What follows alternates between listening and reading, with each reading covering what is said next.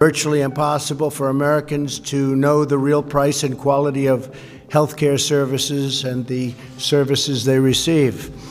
As a result, patients face significant obstacles shopping for the best care at the best price, driving up healthcare costs for everyone. Every 4 years, our country elects a new president to lead, protect, and be a voice for the citizens of the United States. They help make laws, contribute to society, and solve the many different problems that we are facing. This coming year, another election for a new leader will be held. Presidential candidates will campaign and address different issues throughout the process. For the 2020 election, we want candidates to focus on healthcare and its cost. Here's our vision.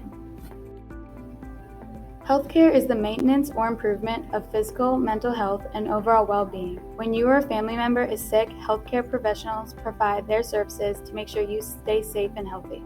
However, this luxury of being healthy and having available healthcare comes with a price that a growing 28 million people can't afford. Does that seem fair? Let's take a quick look around the world. Making more than, let's say, $50,000 a year, you are looking at probably paying full price for these premiums. And for some people, that ends up being a third of their income or even half of their income. Across the globe, an international economic organization called OECD, Organization for Economic Cooperation and Development, works with 36 other countries, including the United States, to help build better policies and have equality, opportunity, and well-being for all. Out of the many nations in this program, the United States is the only one without a universal healthcare practice. Countries like Italy, France, Ireland, Canada, Germany, the UK, and many more all provide universal healthcare. Universal healthcare is healthcare and financial help that is provided for all citizens of a country.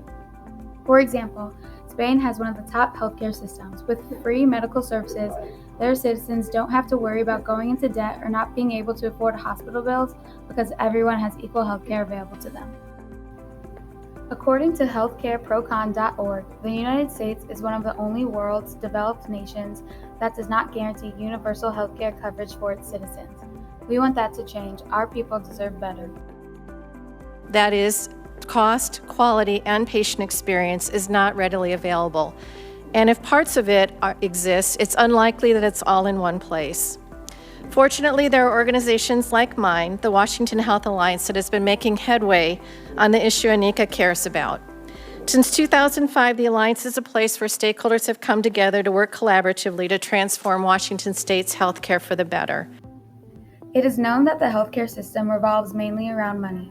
The way a specific program works and the system a country uses is heavily influenced by cost. However, isn't it more important to focus on actually helping people rather than a country's money? So I work at a hospital. I work with a lot of people who are dealing with mental health issues, and I feel like the mental health system at the moment is broken, at least in Illinois. I think that when somebody is having a crisis, all they do is come to the emergency room and then they are sent to a psych ward.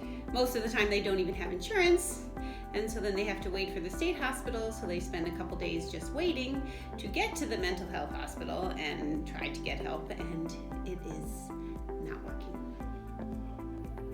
According to a Gallup poll, paying for healthcare is the biggest financial problem for United States households.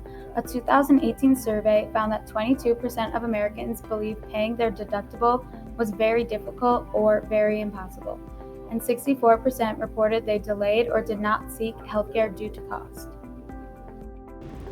I think there are definitely good things about it.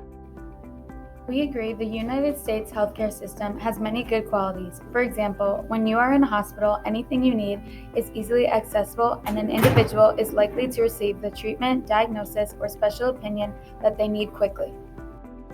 I think there are things that need to be addressed and changed. For example, anytime, in my opinion, you have people who are unable to afford proper health care, that's a problem.